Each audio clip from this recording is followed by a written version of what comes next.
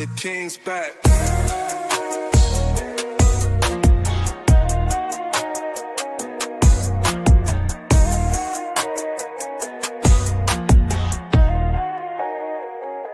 The King's back.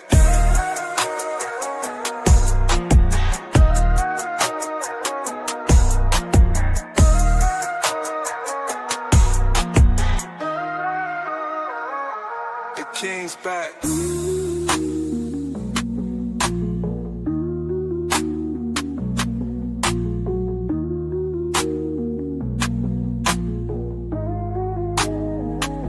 The King's back.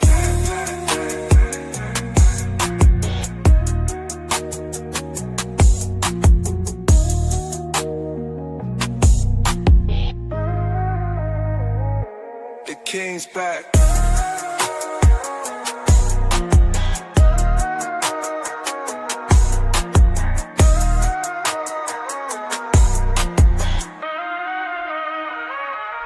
The King's back. The King's back.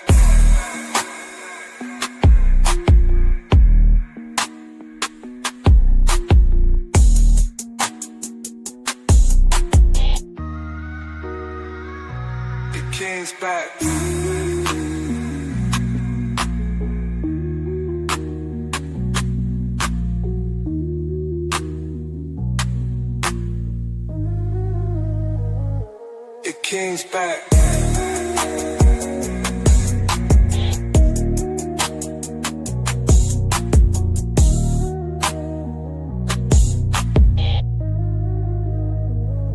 The King's back. The King's back.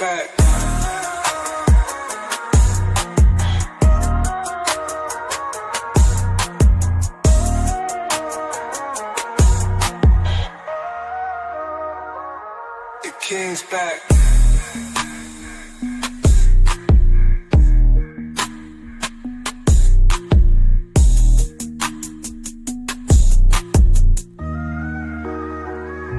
The King's back.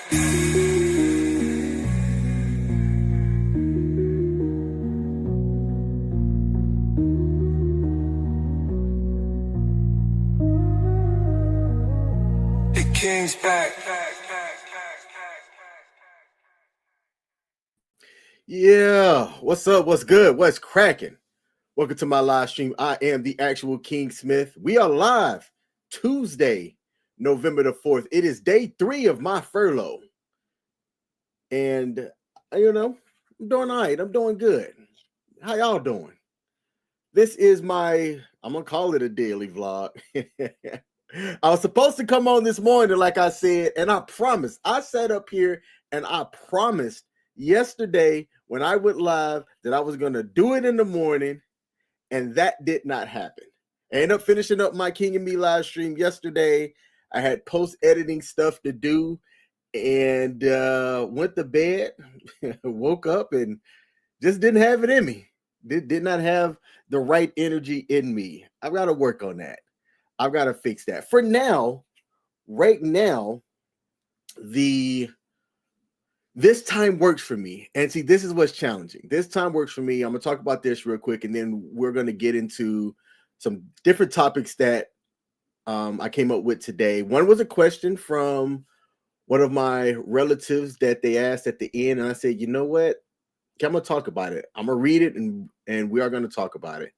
And then the other things are just observations, things that I've observed that have happened over the last couple of days, stuff that's making me like try to highlight some stuff. And I hope I'm wrong. But like they said on, I think it was Get Rich or Die Trying. No, Hustle and Flow. Even when I'm wrong, I'm right. I hope I'm wrong. But even when I'm wrong, I'm right. So let's get into it. We've got a couple of things. There was some late breaking news about the SNAP benefits that just popped off. I talked about something because I'm seeing the writing on the wall of a bank run. The last one that happened that kind of had some significance was around 2023. Matter of fact, it was March of 2023.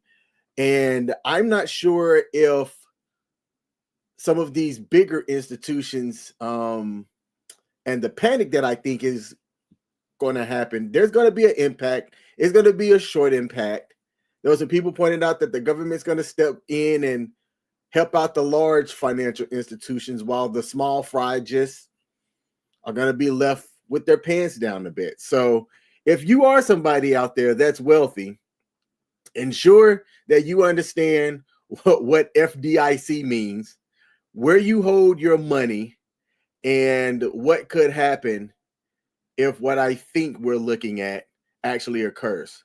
So let me see who we got in the building before we get into the first thing. Shout out to Chris Lansfair. Said it was great talking to you the other day. Hashtag Haley Strong. Yeah, man. Hey, Chris, it was good to hear from you.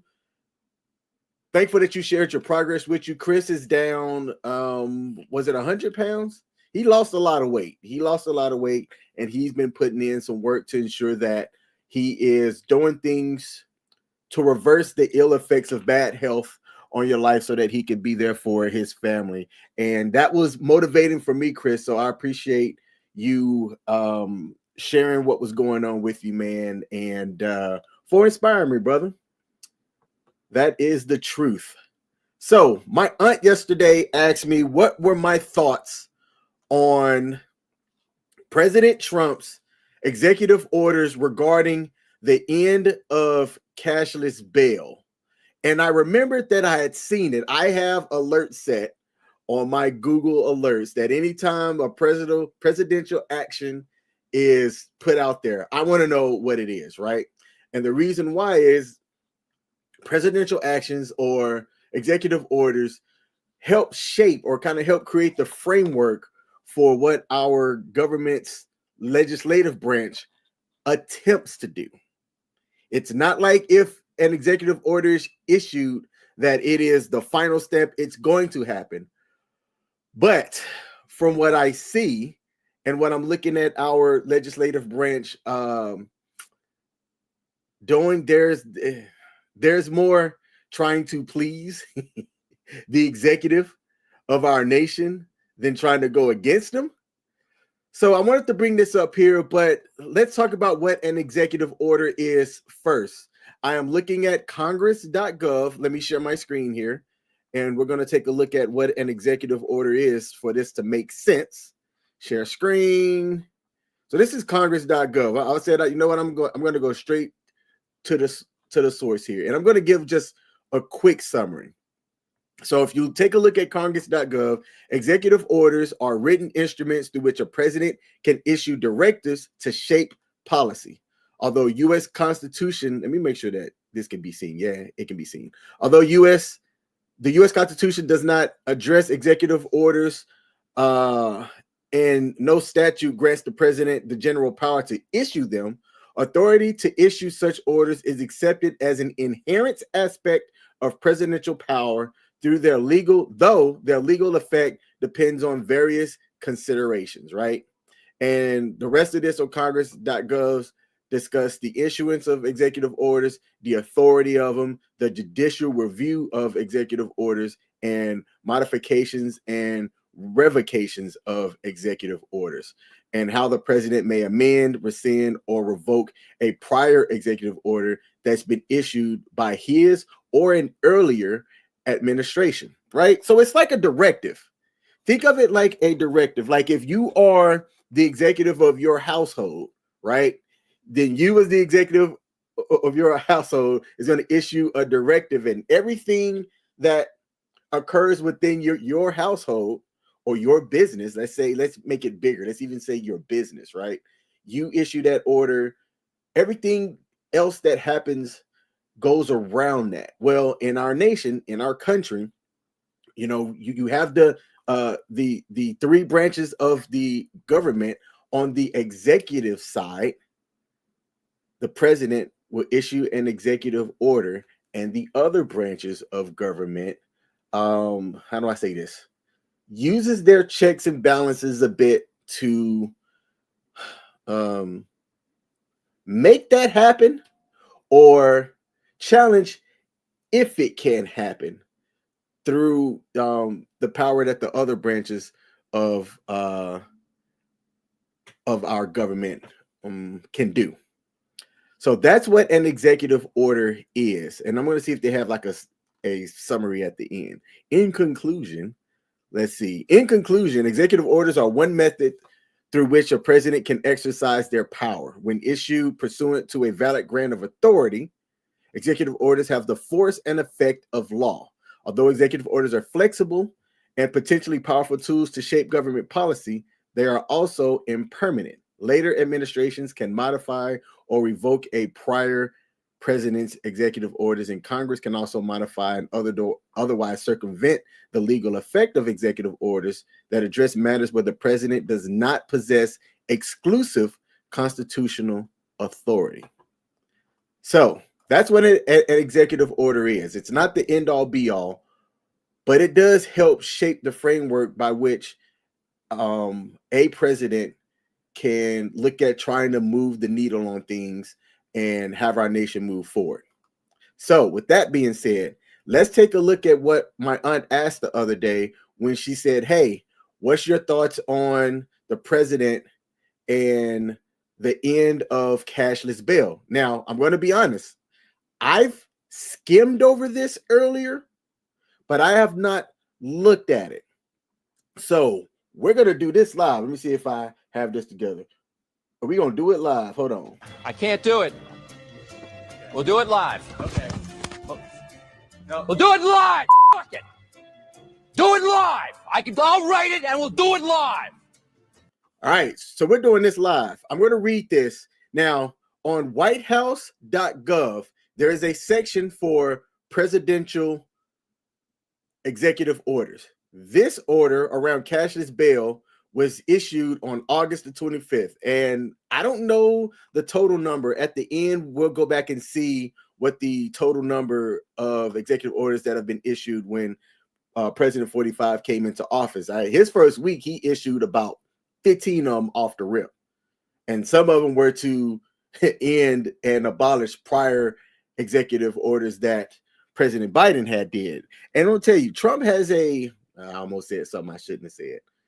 Trump has an issue with our prior administration. This fool is over, 200 some odd days in office. And it seems like he still wants to talk about the prior administration and, calling him names and things like that. And to me, that's not very presidential. I'm just going to say it. It's not what a leader should be. Strong. But to bash other leaders, I don't know what handbook that comes from.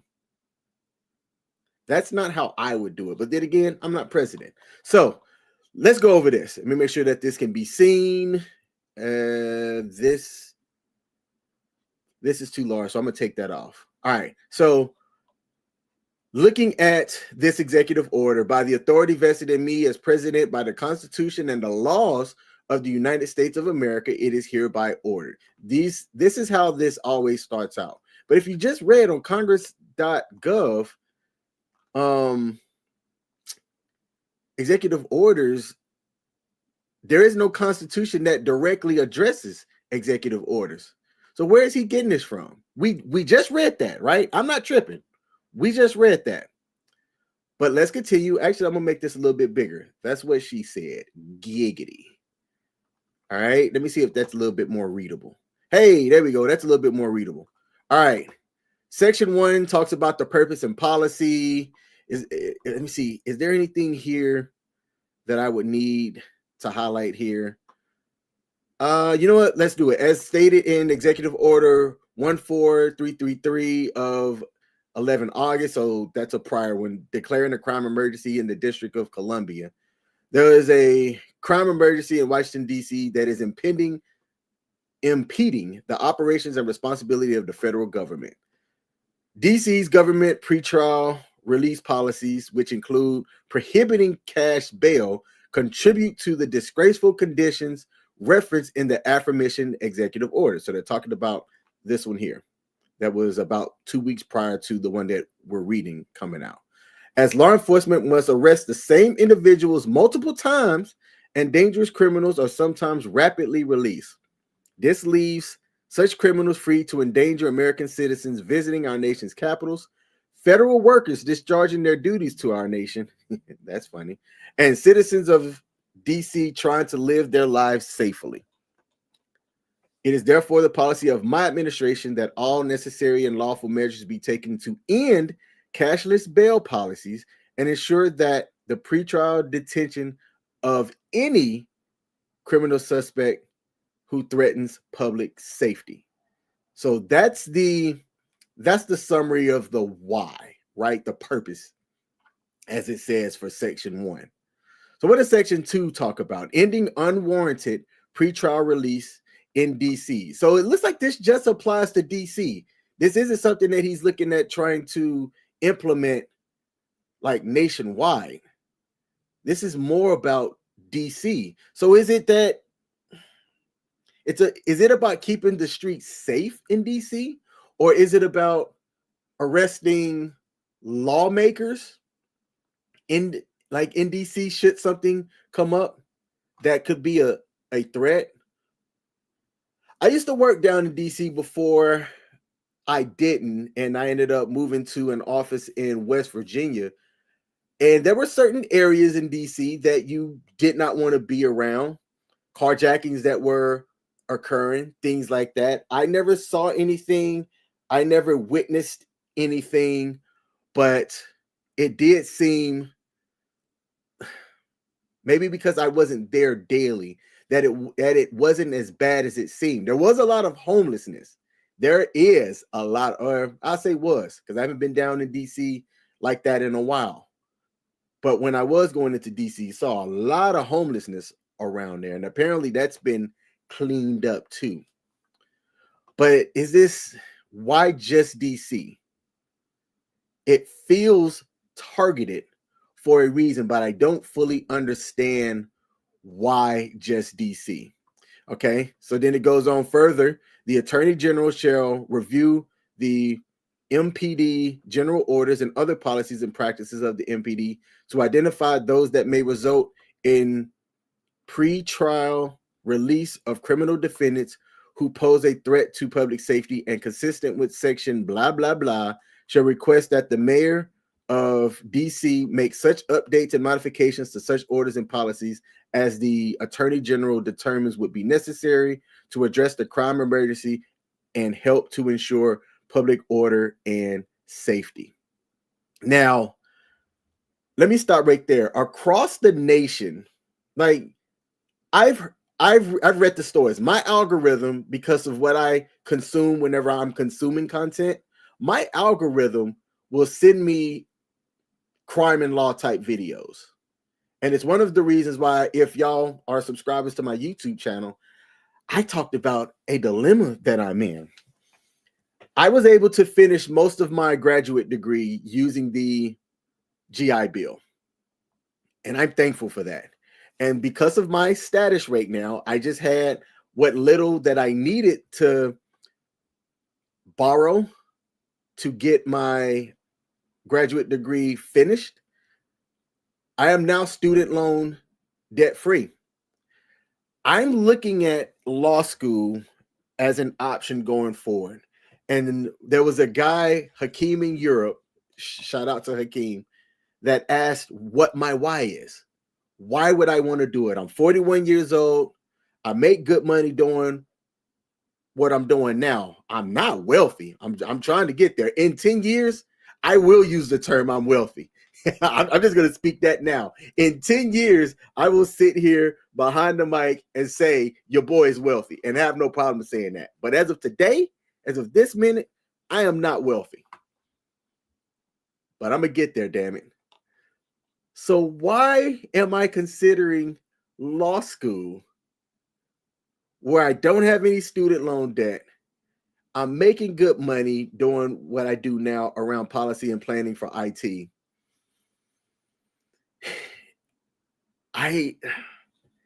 It's difficult for me to fully put it into words right now. And that's part of the problem.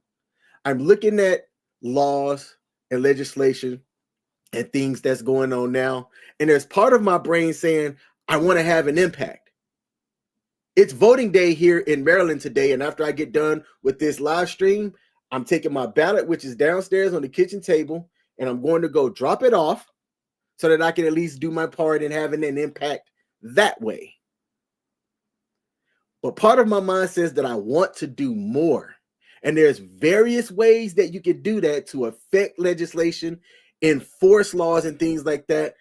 Because, man, I'm telling you, I don't want to live in a nation of lawlessness. I've been around the world. I've been to some places that aren't as, well, what's the word I'm thinking about? Not as developed as we are here in the US. And when you see how bad things can be, you understand the impacts that that's going to have for a nation. You can understand the impact that's going to have for the people. And the people, if there's enough unrest, they're going to fight back. And if they don't know you, you're one of the people that could be a casualty of unrest just for existing. Just because you might have the wrong sticker on your car, or you don't have the right sticker on your car, or you're, I hate to say this, but you have the wrong skin tone. You're not the right gender. Something that anybody wants to use. You're not a part of the right gang. You're not from this area. Therefore, you're out. Game over.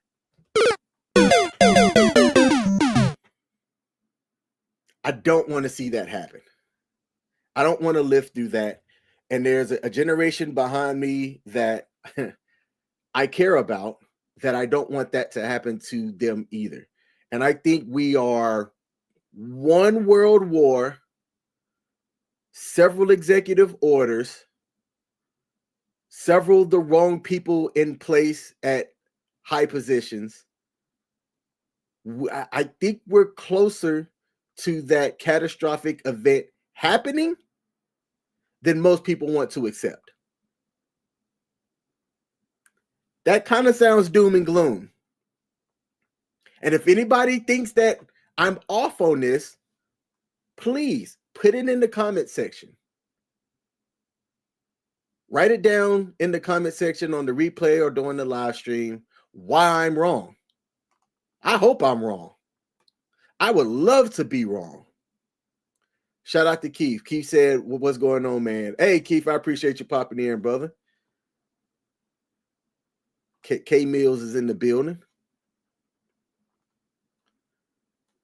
So when I'm looking at this cashless bail in DC, so Auntie, this looks to be specifically targeting DC, right? It says right here in section B, if the Attorney General determines that DC continues to maintain a policy or practice of prohibiting cash bail, the head of each executive department or agency, in coordination with the director of OMB, that's the Office of Management and Budget, shall identify appropriate actions to press DC to change its policies with respect to cashless bail. Such actions may include federal funding decisions or the provision of federal services or approvals by agency heads, as well as actions by the Attorney General that they identify as necessary and appropriate because of the emergency conditions based upon which Section 740 of DC Home Rule Act has been invoked.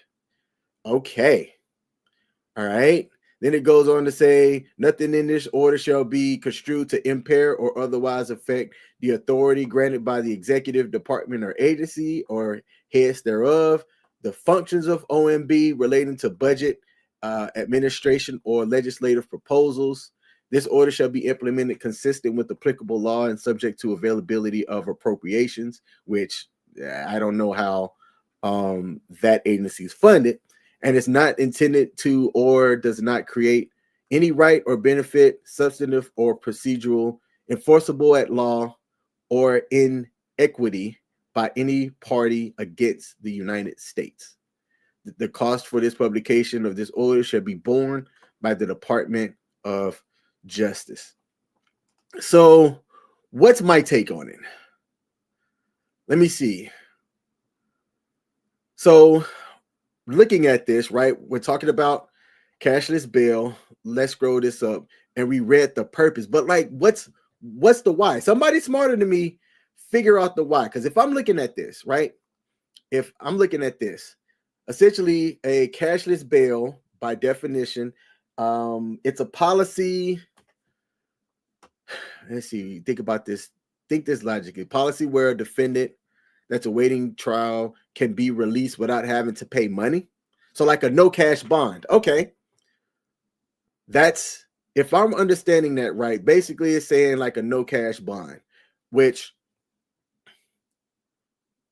my understanding of how a bond works is that there's typically legislation in your area or in your state that if you are charged with something, you have been arrested and charged with something, there typically is a bond amount associated with that charge that if you are able to pay the bond, or you don't have to come up with the entire bond. Somebody correct me if I'm wrong. It's either 10% of the bond or 15% of the bond. If you can come down with that, then you could be released from jail until your trial date to determine if you are going to be charged, have a jury, all of that jazz, right? I just had a family member got arrested on some drug charges, which, hey, bro, cuz I know you don't watch my live streams, but if somebody in my family watches my live streams, slap some sense into my cuz. Slap some sense into him. But I looked at his charges, and there is a bond amount associated with each charge. And the same charge in one state may have a bond amount, while in another state over, the same charge might have a higher or lower bond amount. But they're typically all within like the same kind of price range, right? So like a bond for a charge of petty theft, if you're arrested for it, might be, and I'm just throwing a number out here, I don't know what it is. In Maryland might be $800, but in Virginia it might be $1,500, right? So that's what a bond is.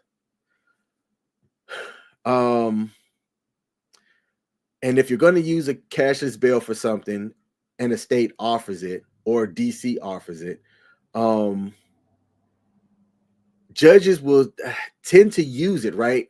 Or whoever's the executive of that area might say, hey, look, this person isn't a danger to people, a flight risk, right? Which is typically what you'll hear. Oh, this person's a flight risk, so no bond for them.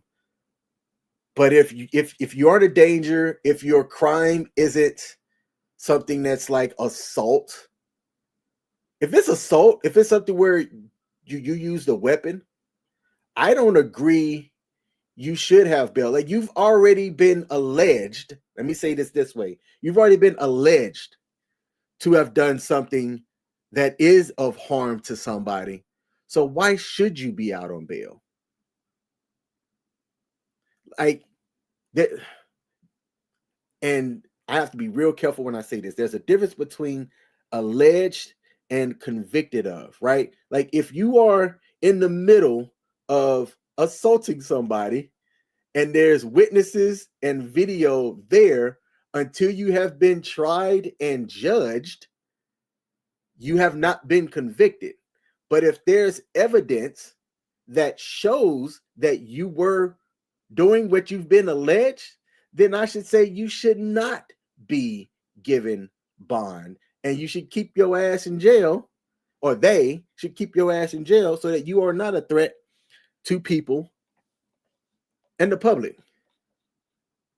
So I would say that proponents would argue that money bail disproportionately punishes poor defendants who can't afford to pay for a release, while the wealthy people can buy their way out. And that is why I think that this executive order is there, right? Because I want you to think about it this way. If teenage kids are out, which it's the younger YNs are what they're calling it. And I'm not going to say what YNs are. You could Google that one yourself. It's these, it's young, I'm going to say young people, younger people, 16 to 20 something are the ones that are robbing Uber drivers, putting guns to their heads, stealing their cars, crashing them, and killing people. They're not going to have money to bail themselves out. Yet, those are the ones that people are seeing getting bailed with no cash bonds, and then going out and acting reckless again. So on one hand, I can see why I have it. And that's what's difficult about me, is I'm somebody that can see two sides of the coin. It sucks sometimes. It sucks sometimes to think that way. So on one hand, I can see it. If you're on the other side, I guess if I were to think about it from the opponents of it, then yeah, those that would be against it would argue that reducing or stripping and taking away money bail is going to increase the risk, and those higher risk people are going to have more rearrests and dangers to other people. So this is one of those things that I think that if tested, right? Let's say you start in DC and then you put measures behind that. Like, what's the impact of it? If you have it and you can put data to it, then you can showcase why it works, and then other people can try to use it. 1 second. Hey, I got you on speakerphone. Follow my YouTube channel. Damn it, I'm live right now. All right, bro. All right, bro. All right, peace. That's one of my homies. I'm like, bro, I know you know I do live streams, man. Follow my shit. Hit the notification bell. Sorry about that, everybody. Let's see. Keith said, you see that at least one cabinet member is confirmed, is now living on a military base. Others are rumored to be doing the same. Yes, Keith, I saw that. When I saw that, my first thoughts about it was, I think it's something I would have done. Why would I have done it? If you're looking at articles and you're hearing that people that are living in your state or that are on your base or where you're from, that there's these horrible dorm conditions, and that all of these years have gone by and you're hearing the same thing about mold and other stuff, then one of the ways that you can make change is either have a general live in those same conditions, right? Because general quarters aren't going to have mold. It's not going to have, no heat in the winter and things like that.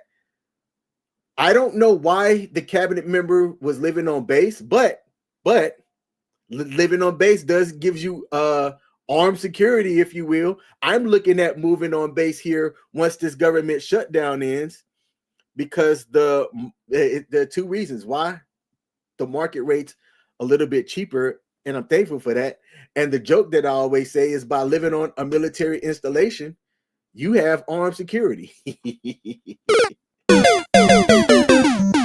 But that could be a good thing, man. It could be a good thing for having a cabinet member living on base. I don't know what their reason is. I didn't read the article to find out why.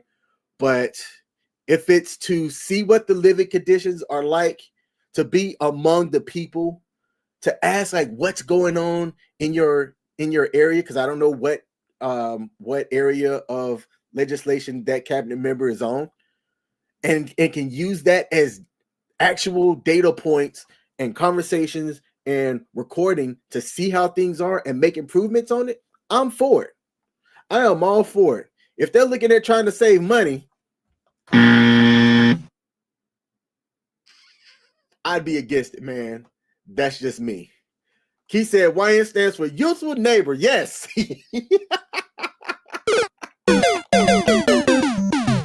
Yes. Youthful neighbor. That's exactly what it stands for. That's hilarious. I appreciate that laugh, Keith. Shout out to CJ. CJ said I was going to be that annoying live caller, LMAO. Hey, man. I'm like, bruh, if you got the notification bell hit when I'm live, you'll see it on your phone. King Smith is live. Hit that notification button, damn it. Now, in all fairness, I'm normally not live at this time. I will say that. And Paul called me out on it. Shout out to Paul Bennett. I'm normally not live at this time, as I'm normally working, right? But while I am not working, this is just simply one of the best times for me to go live. And Keith said, hopefully it's just reactive to pissing people off and not planning for issues relating to future plans. You know, hopefully so, man. Hopefully so. Now, did I wrap up talking about the executive order for cashless bail? Yeah, so Auntie, I don't think, man, I'm going to say this. I don't think that it's a bad thing, yet at the same time, you have to be careful because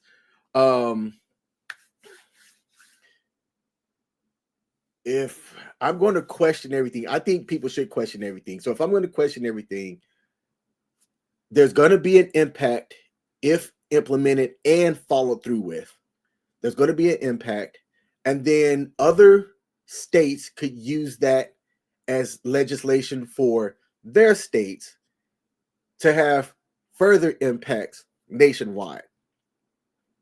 Every state's different. That's kind of one of the beauties about living in the US. Each state is just, it's governed different.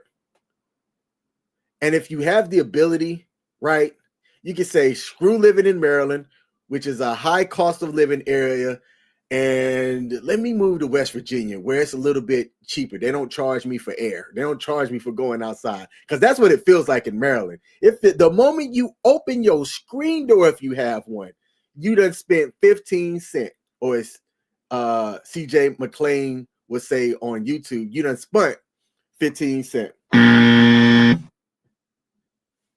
That's how it feels like in Maryland. I moved to Maryland from Kansas for work, and it was a great thing that I did. I took a large pay cut, and I didn't have a choice of taking that pay cut because the job that I had, the funding on it was ending. So I took a large pay cut, made that move from Kansas to Maryland, and I was not ready. I was not ready. There were some struggle years until I was able to get my income higher to be okay. I'm not going to be in Maryland long. I can't do it. It's a beautiful state. I'm going to tell you right now, it's a beautiful state, and they do a good job of taking care of their nation's veterans as well. I'm not going to take nothing away from that. I think that the governor here is doing a great job. There are some people that don't like him. I've never met him. He is very active on social media. And because I'm not near where he governs, and when he's out and about and things like that, that's really the only way that I can know what he's doing, right? Is the things that he's talking about and the way that other people are reporting what he's doing for the state. There are people that challenge the way that some of his policies are, and they should. You don't need people to necessarily understand or be a yes person just because of who you are or what political party that you're a part of. I don't like him just because he's part of one political party. I think that what he's doing is very inspirational. The guy's is he an Army veteran? I want to say he was an Army officer. Veteran, family dude. I don't see him bashing people. Like, he's what I look at when I see a leader. I see that guy as a leader of people. Okay? That's what I see. Now, I've got my producer sending me some inputs. Thank you, executive producer. See, this is awesome. This is awesome. It's great that I have people that do look out for me. I won't reveal who these people are. They are in the background. They help produce things. They send me show notes and stuff, and I'm grateful for it. So shout out to them. Let's see. Keith said, similar to my move from Texas to Northern VA. Yeah, so Keith, let me put that up here. But at least it was a promotion for you. You understand. Virginia isn't a bad place to live at as well as a veteran. I'll say this. If you have a VA rating, Maryland does some really phenomenal things for veterans that have certain ratings and just veterans in general. Virginia, the same way. And if the government wasn't shut down because of all of the alphabet agencies that are up here, it's great for finding work in the government when we have funding, when the government's actually open. And even outside of government work, there are several top blue chip companies that are here that you can make some real good money up in this area. But that also is a factor into the higher cost of living. With what I make now, if I were to live in, and I'm just going to say Alabama or Mississippi, I'd have a 5-car garage. I would have a 5-car garage. If I made what I'm making now in Mississippi, I could afford a maid. I could afford a chef. There'd be a lot of things that I could do. Just saying. He said, I just had to shell out $650 to keep my car here for 8 months. Ugh. For what? I know, and I'll say this, and I'm just going to put it out there. Because of my rating, I don't pay for my car registration. That is one of the incentives that Maryland has for ratings of a certain VA rating. And with that information, you can tell what my rating is. I don't mind talking about it, but then certain people, when they know what your rating is, it's one of those things that it can create a pissing contest, and that's not what I want. It wouldn't be the intent. The intent would be for you to know what your benefits are if you have a certain rating, because some people simply don't know what benefits the state and the nation can offer you if you have a certain rating. They just don't know. I'm not somebody that is a gatekeeper. Let me put this drink down. Hold on. I should have muted that. My bad. I'm not a gatekeeper. If I know information, I want to share it with anybody, because when you do well, I think then you could go and you can help others do well, and that raises the people around you. I don't like to gatekeep. I will gatekeep if, in my opinion, you are somebody that is going to do harm with that information.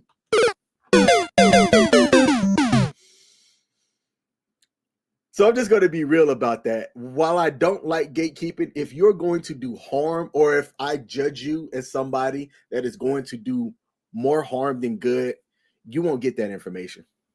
Not from me. You go find it your damn self. Vehicle property tax. Vehicle property. God, whoo, man. Yikes. Eel. I don't know what to do with that information. Good googly moogly. Vehicle property tax. Yikes. All right. Well, look, this is breaking news. Let me see if I got a breaking news banner here. I don't believe I do. So, nope. Here we go. Breaking news. It was said earlier today. Well, yesterday there was an article in which the Trump administration said on Monday that it would send out partial payments to the tens of millions of Americans who receive supplemental nutrition assistance programs, also known as SNAP or food stamps. But then today it came out, and I'm just going to share my screen here. Share screen. It came out today that President Trump will not pay any SNAP benefits during the shutdown, contradicting a court filing just yesterday by his administration. Trump said that the benefits, which help feed 42 million Americans, will resume only after Democrats in Congress agreed to pass a stopgap funding bill that would reopen the government.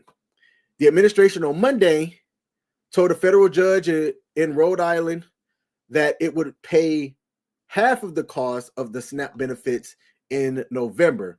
But on Truth Social, which I've told y'all, if y'all don't know what Truth Social is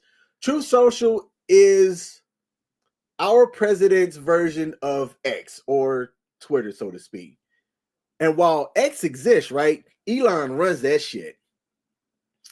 While X exists, Truth Social was born of the thing that you can say what you want to say, true free speech, it's not governed or anything. And I find it baffling that an executive, our executive of our nation, would use that platform to discuss and say things, right? Because when he says things, when he discusses things on Truth Social, part of it is his views on how things are happening. So if you don't have Truth Social, I tell people go download it. I downloaded it just for him because I want to know what he's saying, because things that gets posted on Truth Social aren't necessarily things that get posted in the media unless somebody reports it from Truth Social, but it doesn't come through an official government channel like the official President Trump page or the White House page over on X or the White House's website. So he'll write things over on Truth Social that I'm just like, that's how he thinks? Okay. So it says right here, Trump said in the post, SNAP benefits, which increased by billions and billions, billions and billions, manyfold, doing, and here we go, bashing crooked Joe Biden's disastrous term in office due to the fact that they haphazardly handed to anyone for the asking. No, if I asked, I would not receive SNAP benefits. I make too much to receive SNAP. I would have loved to tested that.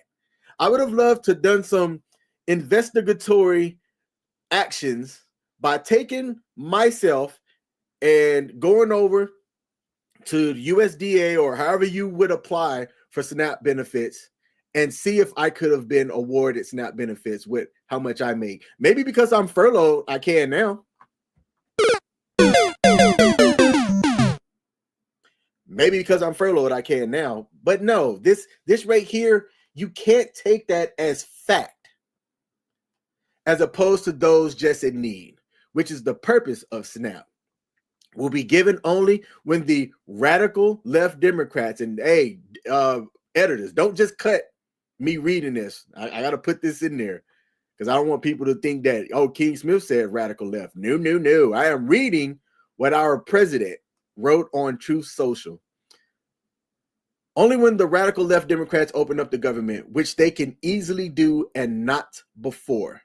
The White House, when asked by CNBC for clarification on Trump's statement, given the court filing that was issued on Monday, said, refer you to the president's truth. Right there in quotes.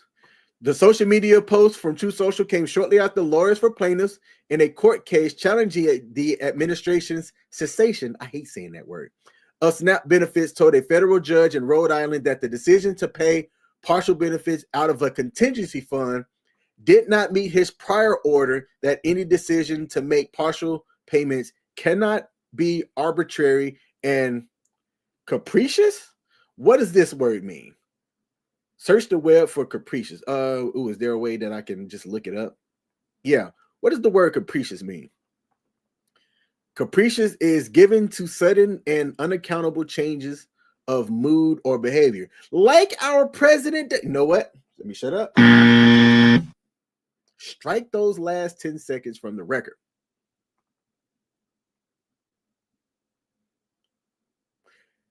Speaking about True Social, Key said it's a benefit to him. He's promoting his own platform. There's been a lot of self-promotion that have occurred during this presidential term. There's been cryptos that have been issued out that are supposedly from him.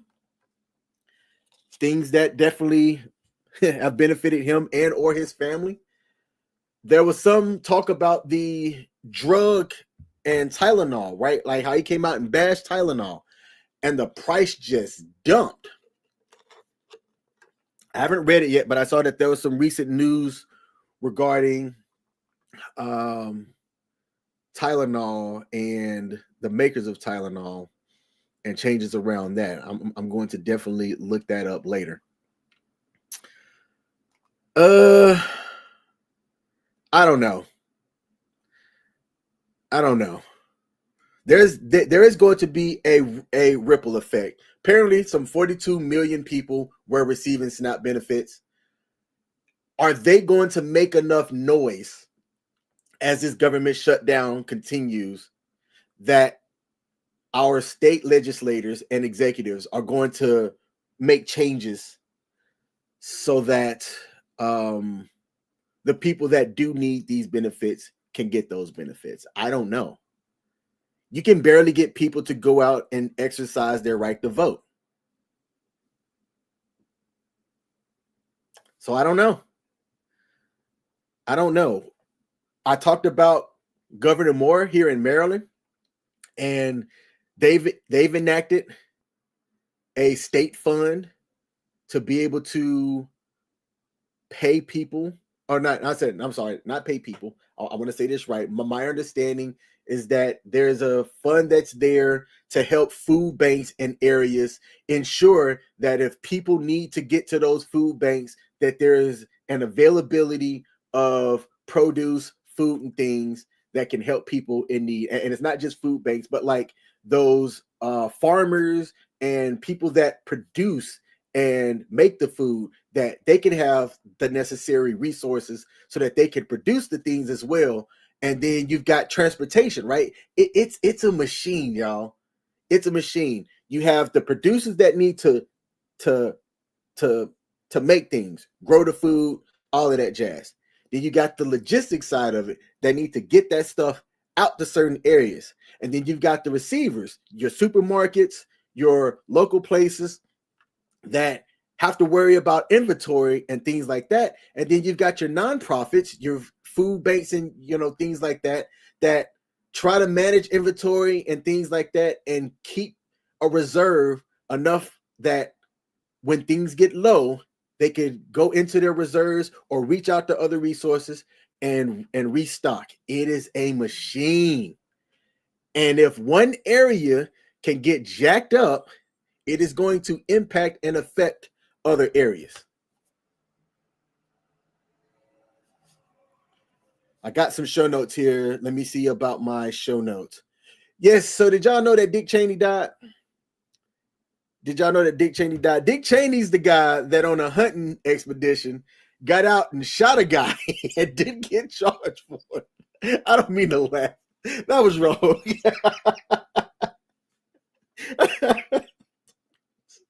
Hey, strike those last 10 seconds from the live stream. Dick Cheney shot a man and didn't get charged. Fantastic. Let me see. Let me look up Dick Cheney real quick. Good old Dick Cheney, the 46th vice president that served from 2001 to 2009, both under George Bush, passed away yesterday at the age of 84. Good old Dick Cheney. Man, he was old. Hey, if you live to be past 80, you old. That's overtime years, in my opinion. I break down it by quarters. 1 to 20, 21 to 40, 41 to 60, 61 to 80 is fourth quarter, and anything past 80 is overtime. So good old Dick Cheney. Yeah, let me see. I'm reading about this now. Apparently he had heart issues and an eventual transplant. Hey, look at that. We are heart brothers. How does that go? Let me see.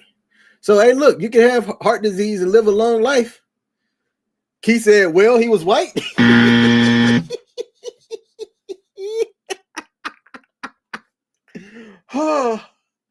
Oh, man.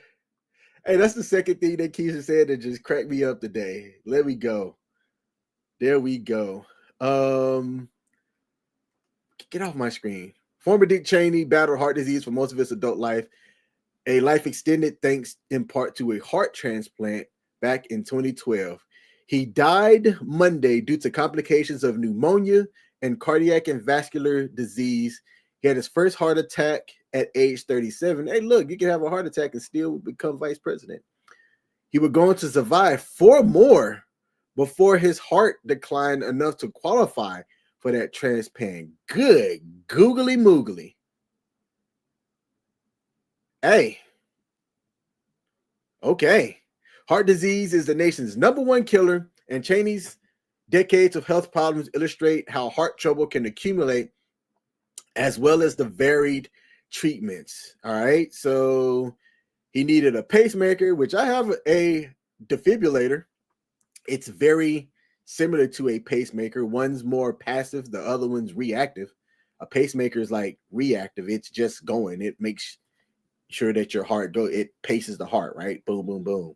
A defibrillator is if your joint stops, it activates, hopefully shocks your shit back to either normal rhythm or back to life. I've got a defibrillator. I don't know if y'all know that. I had surgery earlier January of this year. I was diagnosed with hypertrophic cardiomyopathy when I was active duty Air Force.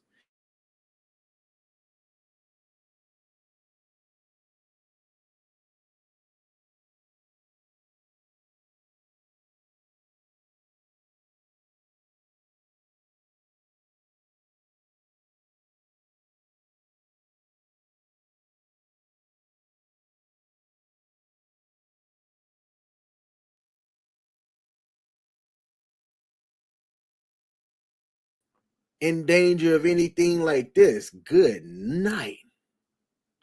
My surgery for my defibrillator was one thing. I can't imagine what at the age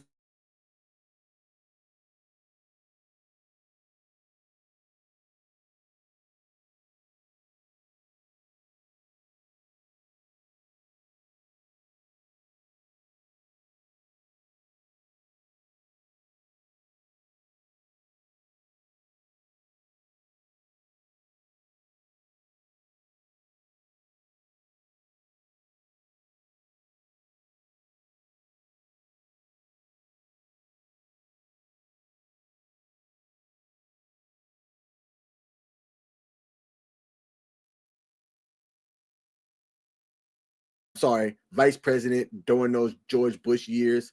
I was in my teenage years. And as I got older, right, there weren't really a lot of people that talked about good old Dick Cheney, either good or bad. So rest in peace. Somebody lost a father. Was he married? Let me see. Let me get in here and look at his Wikipedia page. Was he married? Yep. He was married to a Lynn Vincent. He had 2 children, Liz and Mary. Went to school at Yale, University of Wyoming, and attended the University of Wisconsin. Was a registered Republican, born in 1940. Government name was Richard Bruce Cheney. Is Lynn still alive? Let's see. Lynn is still alive. All right. Our former second lady of the United States. She has lost her husband, and they were married for a long time. Let me see. They've been married since 1964, 74, 84, 94, 04, 14, 24, 50 some odd years. Hey, man, let me see if I got something for that. Do I got anything for that? No, I don't. All right. Rest in peace. Let's see.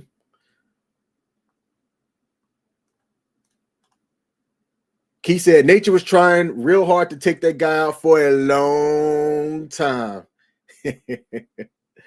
Let's see. Oh, said that is my live stream freezing? Can I back up? Hold up. I just wanted to say thanks. I'm glad you came along, partner. Is it working? Let me know. I hope. They trying to take me out. I started talking about Dick Cheney, and the live stream is like, hold up. We don't need you talking about that fool. Cut the cord. Cut the cord. The New World Order is trying to say, King Smith, we don't need you talking about that. We don't need you talking about you will not besmirch the name of Dick Cheney over here. Let me know if y'all can hear me and if I'm good to go and if I'm still freezing or not. Everything looks good on my side. Let me see. Yeah, look good on my side. What else we got here? Oh, I talked about a bank run today. I have different alerts set on my Google, certain stuff that I think will impact me, right? And even though things appear to be calm, I think that the U.S. banking system is going to get hit with a crisis and have a bank run where many people that have money are going to run to their banks and say, give me my money. I want to withdraw all of it. And look at some of the indicators that are out there. And y'all tell me, those of y'all that are smarter than me, is it going to happen or not? The last major one that occurred was around March of 2023. And it has some impacts. The Silicon Valley Bank had a bank run happen to them as they put their eggs in one basket. Some things, a sector started going sideways, and people came in and said, I want my money and I want it now. Right? I had somebody on my Facebook share when I talked about it. A few years back, you could withdraw, and different banks have different policies, right? Like when you say, how liquid are you?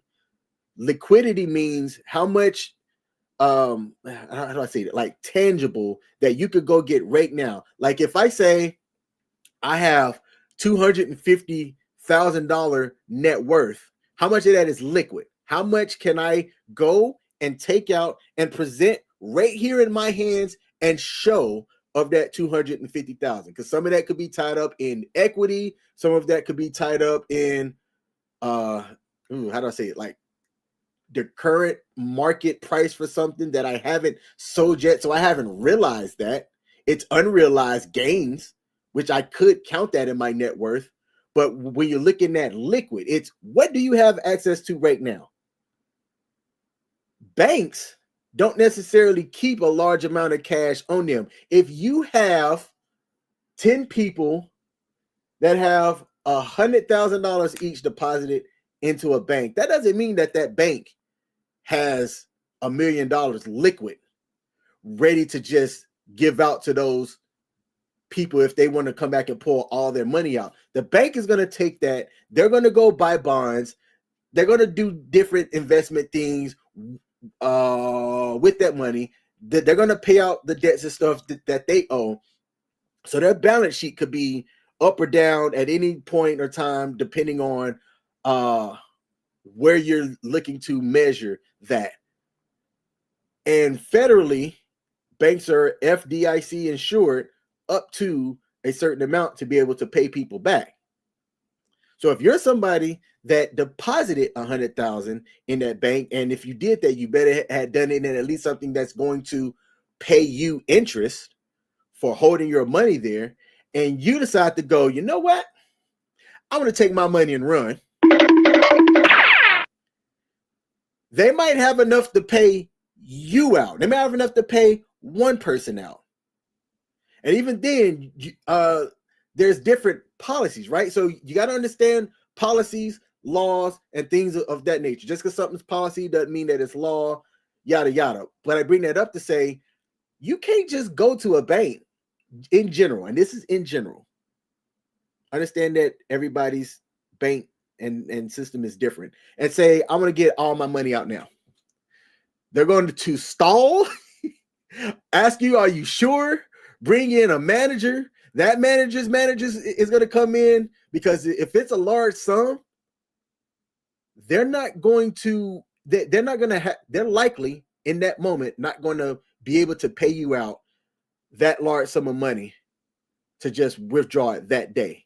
They're going to say, well, we could do $10,000 now and come back in a week and you'll get the rest of the $120,000, because they won't have that cash on hand. And I'm speaking very general here. Matter of fact, let me just go look. Let me go see. I'm going to get a split. Let me do Bank of America. Bank of America closure of account with over $125,000. Let's see if this talks about what you would need to do for that.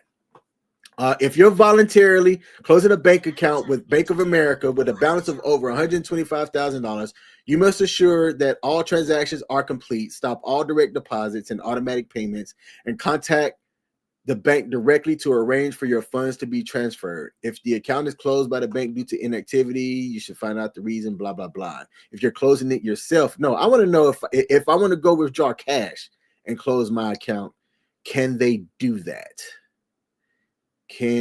How does that work? You'd probably see, I can't even find like direct information of, hey, if I want cash, I know that when you do withdraw cash over a certain amount, it gets reported. All right. Let me see. Understanding what's escheatment. See, I'm learning all kinds of things. Search the web for escheatment. Escheatment is the legal process by which a government obtains ownership of unclaimed property or estate assets. Okay, so this is talking about if they're trying to close your account without you being aware of it. I'm trying to figure out if I want to just get them to run me my money, how can I do that properly and get all my money out? And see, I do have some executive notes here. Let me check my executive notes. Unless somebody just made a deposit of that amount, no bank will have that amount of money on hand. They're likely going to have to go get it. They won't just have it on hand. Absolutely. Let's see. But we do have somebody here on Kick. Hey, Amelia, I see you over there. I appreciate you popping in. I hope you're not a bot. Yes, I can read your chat. This seems like a new Kick. I'm not new on Kick per se. I've been on Kick for a while. This is one of the live streams that I live stream on. But I see your chat. If you are actually a human, Amelia, put the words King Smith is awesome in chat so that I know that you aren't a bot and that I'm just wasting my time over here reading your chats. But if you are real and you put King Smith is awesome, I appreciate you popping in. How are you doing? Are you here in the U.S.? Are you a government worker? Are you furloughed like me? Let me know. Let me know. Do I think a bank run is going to happen? Yes. Let me see. I think that inflation is still high. While banks are making money with our current interest rates, I think that we're talking about the haves and the have-nots, and you're going to see a lot of have-nots worrying about how other people are managing their money or storing their money or using their money. There's a version of the haves that are not going to care because they got stupid money. We're talking multimillionaires, assets spread around different asset classes, doing it in a way that is like if one thing collapses or breaks down, they're going to be impacted, but they're not going to have as big of an impact as, let's say, the average person that don't have that many different asset classes that they have, like gold, cryptocurrency, because I'm into cryptocurrency, gold, cryptocurrency, real estate. Let me see. What are some other, just cash on hand, right? How much cash do you have? Cash reserve. Do people still keep cash under mattresses? Are there people that still stockpile, like every time that they get paid, they'll pull out cash, they'll put it in the envelope, and they'll stuff it somewhere? Maybe more people should start doing that.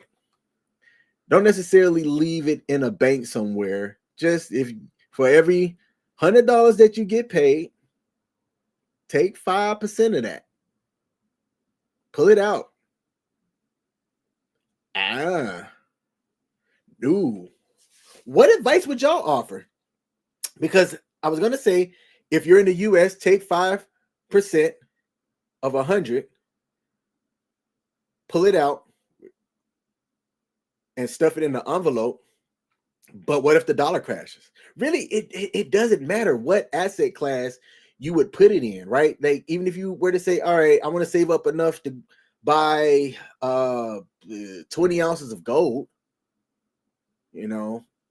2 gold bars or whatever, and just sit on it, see what the price of gold does. Gold could still go down. It's going up lately. What would y'all do? Like, how would you try to protect yourself against inflation or one asset class falling, right? They talk about diversifying. Okay. You got to be in a position to be able to do that, though. Myself included, have made some bad decisions in the past that I'm working to make better decisions going forward. I don't have an own real estate. And when I look at it, when I look back at my life, I could have at this point been somebody that owned or has owned a lot of different assets that could put me in a better position today had I been smarter about the decisions that I've made in the past. Again, going to change that so that 10 years from now, I can come on this live stream and say, I'm wealthy. But as of today, I'm just simply not there. If this bank run happens, smaller banks and people that bank at those smaller banks are going to feel the impact and feel it hard, while the larger banks are just going to get bailed out. And I think I had some people comment on my Facebook page, and I'm going to go see what those folks said. Let me go take a look here. Let's see. I just had somebody that said that's talking about their cryptocurrency and tagged me. I don't know if she's going to see that, but shout out to somebody. Matter of fact, you know what? I can say her name because she posted this publicly and she's came on my YouTube channel to talk about cryptocurrency. But shout out to Rebecca, aka Sender Flying. We've talked about cryptocurrency. I've been in cryptocurrency for a while. I have made some decent gains with cryptocurrency. Some that I've been in, some that I've lost on. I've definitely lost on a few. I've gained on some. I'm still looking at XRP as one that is going to look at being an asset going forward, that if you are increasing your position into XRP for what they're making their use case about, what I see Ripple doing with banking and the financial sector going forward, right? I see changes happening with money, that certain cryptocurrencies that are being going through proper US legislation and adoption worldwide. If you can get into those cryptocurrencies, and you don't need a lot of money to do it. I have my daughter, every time she gets a little bit of change, purchase about 5 to 10 XRP, which at the current prices, maybe about 5 XRP is about $12. Just whatever she can, and just add on to it. I've talked about how I buy $4 a day. That is a small amount, but I've been doing that for about a year and a half. I have an automatic rebuy of $4 a day. And even with me not earning money now through my job, I haven't turned that recurring buy off. because I have it in my budget to where I can afford $4 a day. If you were to take a look at your finances, yesterday I talked about using AI. You don't need a financial planner. I used to have a financial planner. I don't anymore because I don't need to pay them. I could use AI. And you can figure out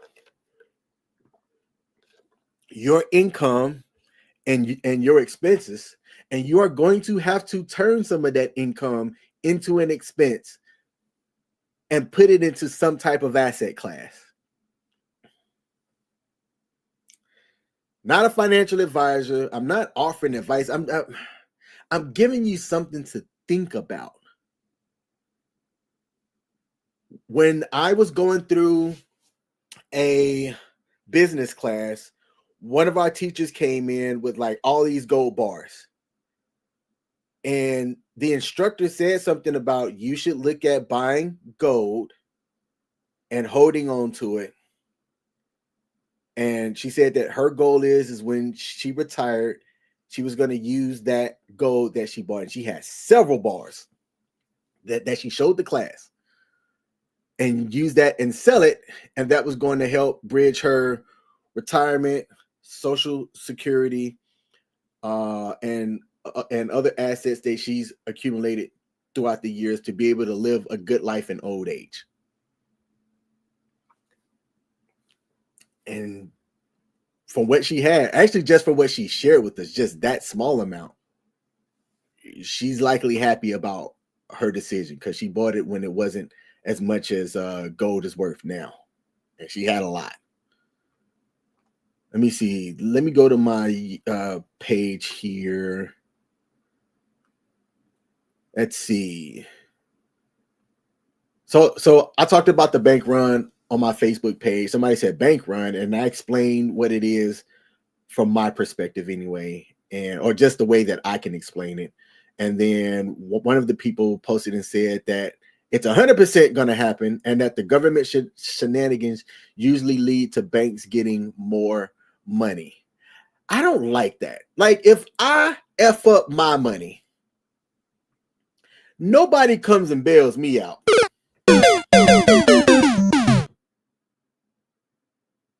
So why are we allowing banks to do it? Riddle me that. Who has the answer for that? If we can allow somebody who's had multiple bankruptcies become president, I'm going to stop there. I'm not even going to finish that thought. You can assume what the rest of that thought was going to go. Maybe I should do that. Maybe I just say, you know what? I've spent all of this money. I owe these debtors. Let me just say I ain't paying y'all back and run. And 15 years from now, I'll be president.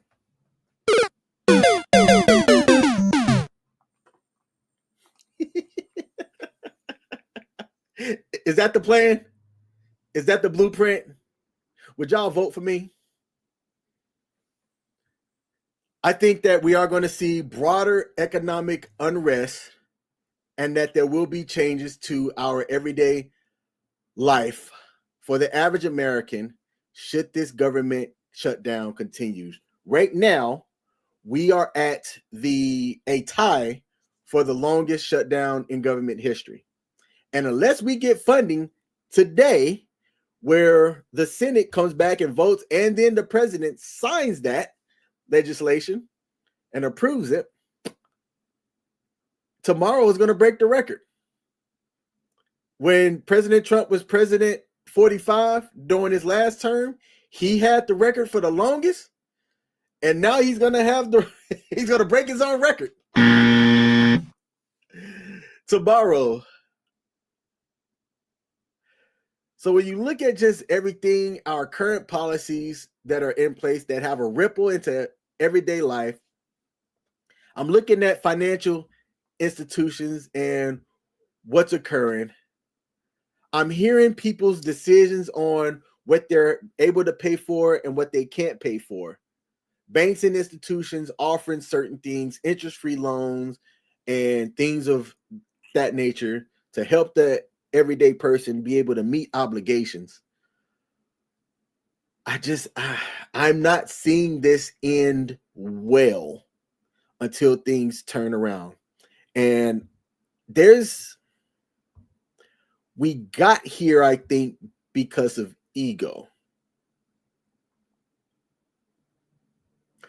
I think we got here because of ego. When we're voting and you're looking at your elected officials to take care of certain things, it's my opinion that you're doing it on a good faith basis, that they are going to honor their obligations. And I think that we got here with people not honoring that obligation. We elect these people to enact laws and legislation in place to, quote unquote, protect us. And it's a big system. It's a big system.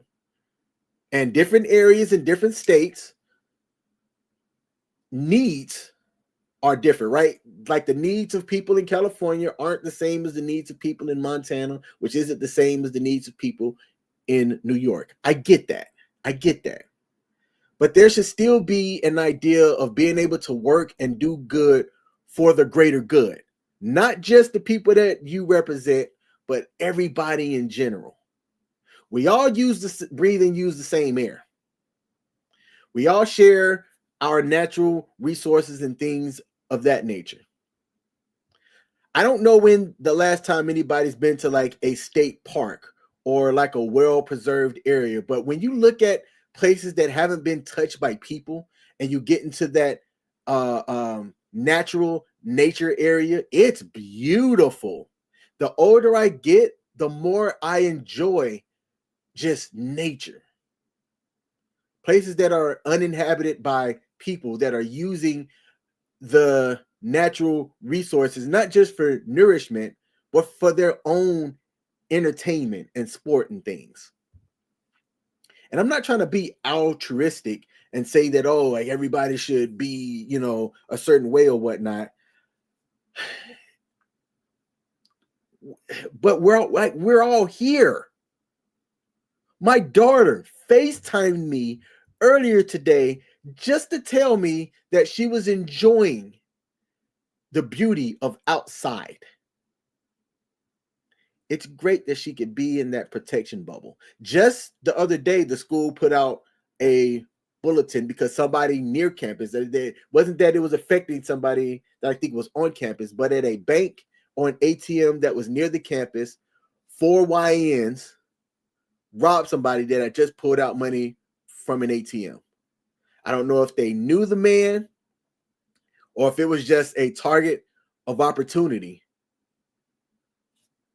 But it's one of those things that somebody just said, hey, I'm gonna go get money. I'm gonna go pull out this money from the ATM. And then boom, they've got a gun in their face demanding that money. I don't know if they went and got more, but it was a reported robbery. And because I've signed up for our daughter's school alerts and things like that, anything that happens on campus or near campus, they put out information. They put out a bulletin about it, which is getting information out there early so that parents of loved ones and people that have loved ones on campuses aren't worried when they hear, oh, there was a robbery at certain university. And they're going, is my kid safe? Do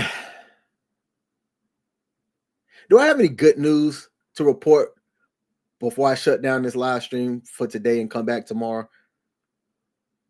Let's see. Any good news? Let me just Google good news story. Oh my goodness. Okay. No good news. Trump admin warns of pending airspace closures due to shutdown. If you got, is this supposed to create fear? If you got travel plans with airspace, I wouldn't do it.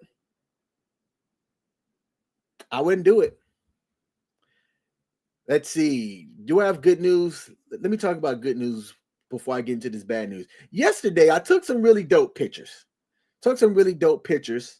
That certain people are going to be able to see. And I think once we get all of those out, I'm going to showcase the pictures. We are going to showcase the pictures. You got to tune in to my social media pages. If you follow me on Facebook, my Facebook is open. If you go into the description, you will see a link for Linktree. I have all of my social media links there. Everything is open. None of my stuff is private. You can find me on LinkedIn. I used to go live on LinkedIn, but I stopped doing it because that was more professional. But hey, that could lead to an opportunity. I might start back live streaming over at LinkedIn. That could turn into an opportunity. This is the way that I think. I've been able to get certain opportunities now because of just coming on and doing live streaming. I can't announce who it is because it might not happen. I hope it does. But I could have a really big interview coming up here on my sports channel of somebody that is a Hall of Famer in the NFL. That much I can say. It might not happen, but if it does, man, that'll be great. It'll be an opportunity just for doing what I'm doing now, which is getting on camera, turning on my microphone, and talking. But I'm going to share this here and put this up on the screen. Two things that just came across my page. One is really relevant. We've got two holidays coming up. One is Veterans Day here in the U.S., and the other one is Thanksgiving. And a lot of people travel over Thanksgiving. And the Transportation Secretary warned today that the ongoing shutdown conditions could result in widespread flight delays and airspace closures across the U.S. I used to be in aviation. The aviation industry is governed by a lot of different things, and there are a lot of pieces that need to be in place to safely be able to transport you across the airspace, not just in the U.S., but around the globe. And that's one of those systems that if something's not right, if things aren't properly aligned, life and death could occur. It's no different than really driving down the road. Like, you have different laws and stuff in place to help with public safety on the roads. And if you disregard those laws or safety rules, or, something's not right, then it can result in loss of life. Americans could see mass chaos in the weeks ahead of air traffic controllers and TSA, the Transportation Security Administration, officers continued working without pay on the 35th day of the shutdown, the secretary said during a press conference today. Administration officials and industry leaders cautioned that this crisis could escalate through November, leading to what Duffy called a potential disaster for travelers and the airline industry. Airports across the country have already seen delays and cancellations due to staffing shortages as the shutdown continues. The last shutdown ended because air travel was one of the leading reasons to get things funded and signed into. I don't know if that's going to be enough with what the Senate is trying to fight for, or the Republicans on the Senate side might say fight against. I can say that if it were me and I was traveling, goodness gracious. Y'all, look, I might be good at things. English ain't the best of them. If it were me and I had travel plans for Thanksgiving or upcoming, I would reconsider. I'm a guy that does take risks, but there's a lot of risks that I would like to avoid and or try to mitigate. You have to understand, I used to work as a project manager, and when you're managing projects and things, which life is a project, really, when you think about it, because a project is defined as a purpose, plan, or activity that has a start date, an end date, and a purpose. That's the bastardized version of what a project is. So when you think about life, life has a start date, it has an end date, and you could say that there's purpose in between. If you're living it, then you have a purpose, then you are living in your purpose. But when you're creating a project plan, you have what's called a risk plan. A risk plan is part of your project plan, and you want to identify risk and have a risk plan and strategies to mitigate, avoid, mitigate, avoid, transfer. Ooh, man. If you take the exam, you have to understand what the different risk strategies are. Anyway, if I'm looking at travel and I'm looking at this government shutdown, and I'm looking also at the airport that I might be flying out of or flying into, and the airspace that's going to go through, I might look at canceling those plans. Or if you are considering flying, do you need to? Is it that important for you to? Could you drive? Driving has its pain points, right? To fly from Maryland to Texas is a lot. It takes less energy on you than driving from Maryland to Texas. And I get it. There's also the time factor as well. I have driven from Maryland to Texas, I think twice, when I was going through an intern part, and I wanted to drive because I wanted to have my car, and my job wasn't going to pay me to have a rental. So I said, I'm not going to be in Texas for 3 months without no transportation. Let me drive. Pay me and if you travel in the government, they'll get you there as long as the travel is authorized and pay you whatever the cheapest option is. Unlike the FBI director who can travel and because of his position be able to use a government airplane to get here from point A to point B. And it doesn't matter really what the cost is or the justification for doing it.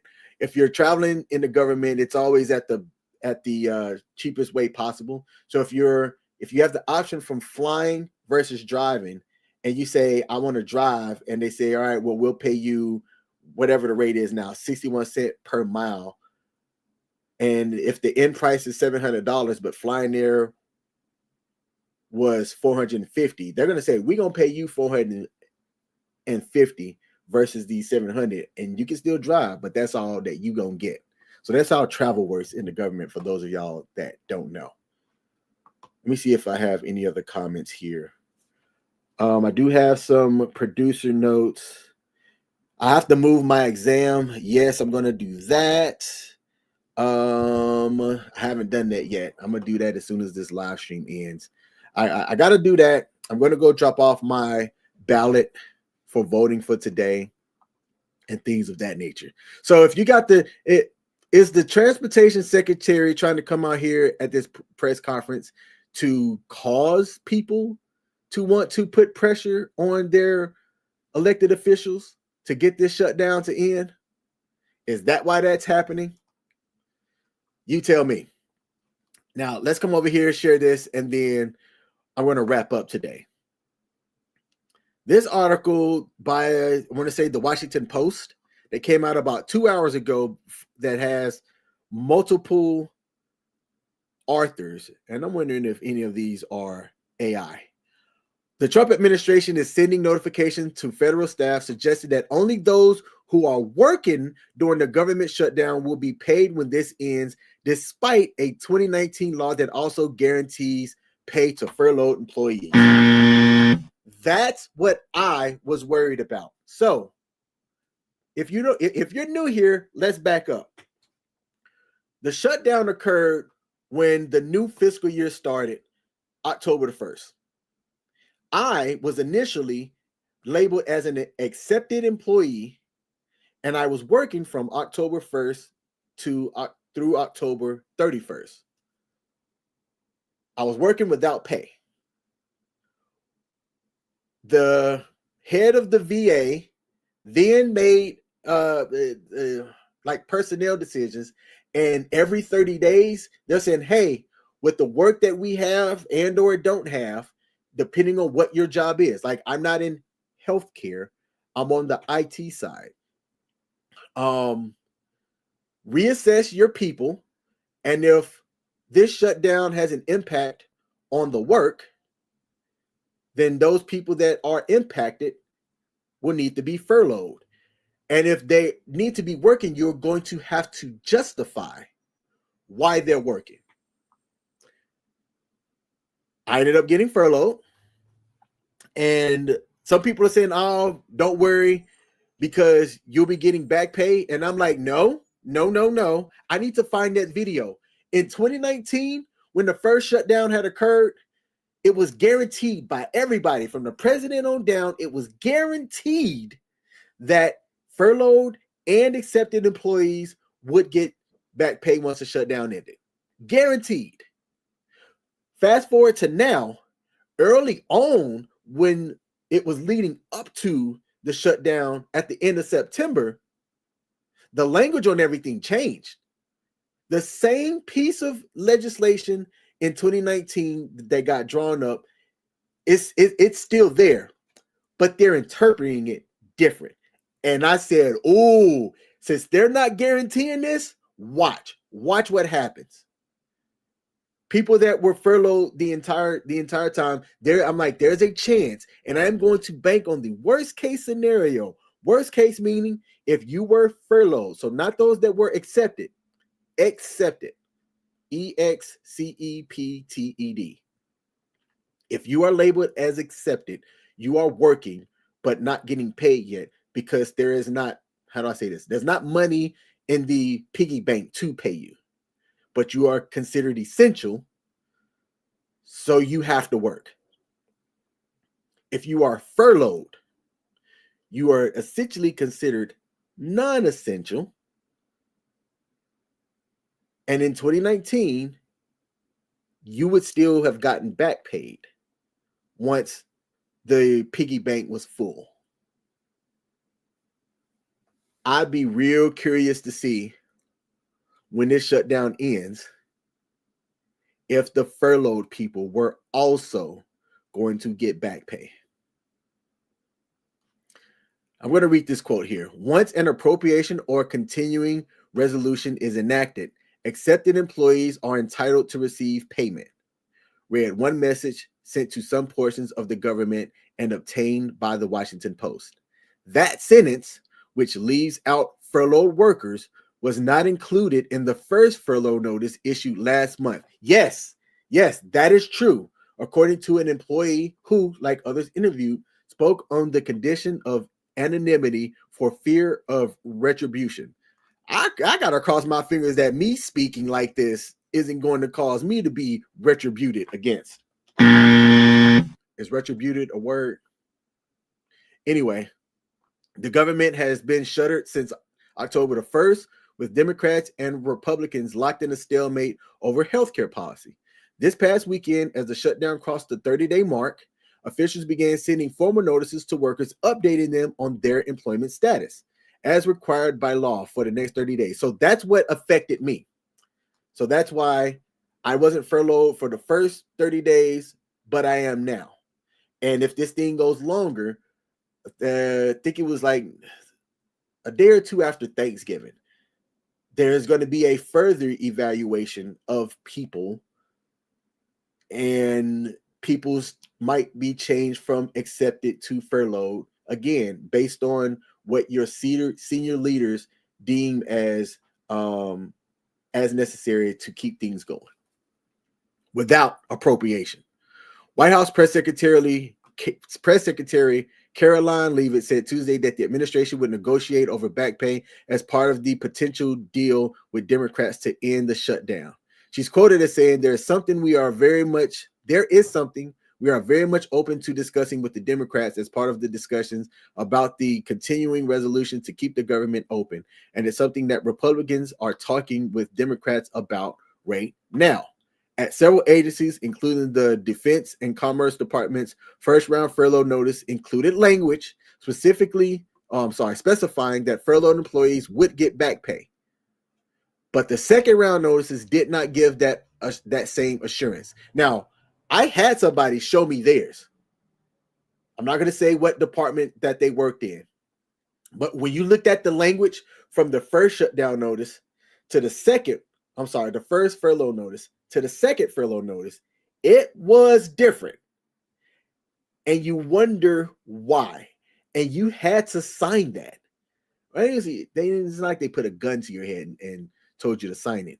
But now, like legally, right? Let's say that they come out and you are somebody that was affected by the first furlough notice, and you then went through that second round, and you have that second furlough notice. They might say, well, due to what you signed, which is why I was looking at getting into law. Due to what you signed, we're only going to pay you back this first furlough pay period. But everything afterwards, sorry.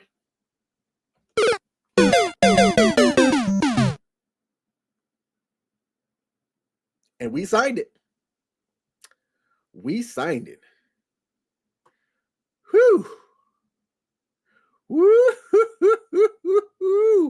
OMB officials circulated a draft legal opinion last month arguing that furlough workers wouldn't get back pay unless Congress specifically approved it, appearing to contradict the 2019 law. The same law, but now it's being interpreted differently. Think about that. Oh, man. Let me stop sharing. Good grief. Okay.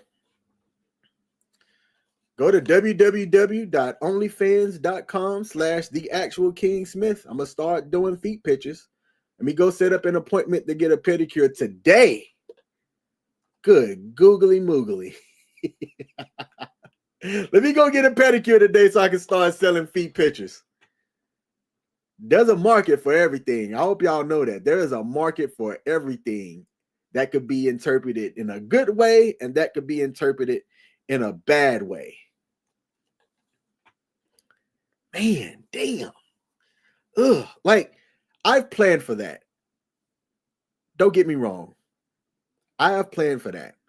I have literally said to anybody who would listen to me, to include my live stream, that you should plan on the worst case, because I believe the worst case is going to happen. That is going to have some significant impacts over the next couple of months. Golly. I'm going to lose out because our state legislation and people can't get things together. And that's unfortunate. That is unfortunate. How long have I been live? Oh, almost 2 hours. Look at that. Hey, I got several people watching. That's what I'm talking about. Have y'all hit the like button yet? If you hadn't, do me a favor, hit the like button. Even if you catch this on the replay, I appreciate you. What time is it? 2 something. I got to go drop off these ballots. Thank y'all for tuning in to my live stream. What do y'all think? How long do y'all think that this government shutdown is going to go? Somebody said 59 days, or was it 54 days? 50-something days, plus or minus a couple of days. I think we go till, I think it's going to go past Veterans Day. The Senate, from what I understand, has vacation after Veterans Day, which is next Tuesday. So that they go on vacation that Wednesday, Thursday, Friday. So it's essentially a 1-day work week for them. Do they even work like the day prior? Let me see. Let me look this up real quick. Let me go to the Googles. www.google.com. When is the Senate going on vacation? Let's see. It looks like you could go and figure out from the Senate website. So let's take a look. U.S. Senate.gov. All right. There's a couple of things going on. See, there's floor proceedings today. Scheduled hearings for tomorrow. Let me see. Plan your visit. I don't want to go visit the Senate floor. I'm trying to figure out when they have a break. I thought I read somewhere that they were going to be on vacation going into next week. Ugh. Let me see. Scheduled hearings. Let me try this out. I can't find that information. I thought I saw somewhere where they don't have anything going into past Veterans Day. And now I can't find that information. Let's see, tentative floor schedule. No, that's just for today. If there aren't anything that occurs this week. Okay, here we go. Here we go. Let's see.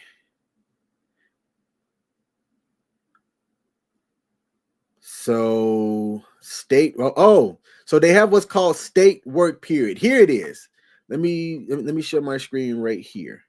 They have what's called the state work period. So they go back to their state. So unless, like, can the can the president or the ranking senior member of the Senate say, don't go back to your state? You've got to stay here to get things worked out on the federal side. Can they do that? Because if we come out of this week, here's the 2025 tentative legislative schedule, which they're likely going to go off of, right? Days that the Senate will not be, you see, this list below identifies expected non-legislative periods, which are days that the Senate will not be in session. This is next week. This is the state work period. So this is when they go back to the state. They're home for the federal holiday, and the Senate will not be in session. So if we don't get funding by the end of this week or over the weekend, unless the Senate executive or the ranking senior senator, or I don't know if the president has the authority to say y'all aren't going back back home until we get a CR or a legislation in place.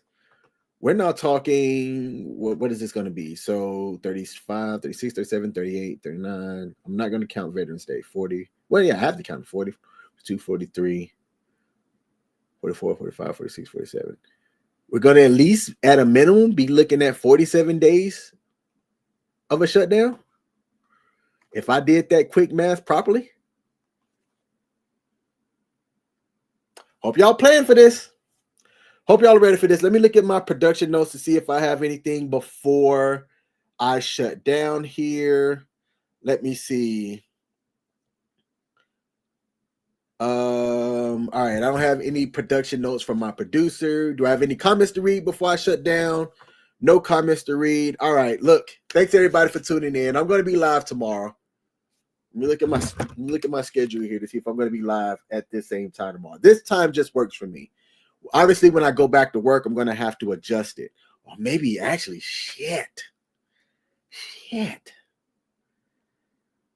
going to look at doing something to try to generate some income here. And that might actually affect when I go live. Because if I go live earlier in the day, that leaves me more time to be able to trade time for money and earn while this shutdown occurs, especially if the worst case scenario happens. So we'll see. But to everybody that tuned in, thank you. To everybody else that's going to watch the replay, thank you as well. Hope y'all have a great rest of your Tuesday. Good luck. See y'all tomorrow. Peace. Yeah. Come on. Yeah. Trumpets blare the golden call. A throne awaits, I rise so tall. Drums like thunder, shake the hall. Royal rope, I wear the weight. Diamonds cut the night, no debate. Heavy is the head, but I'm feeling great. Crown me king, crown me king. Horns will shout, let the kingdom sing. Crown me king, crown me king. Bow to the sound, feel the power I bring.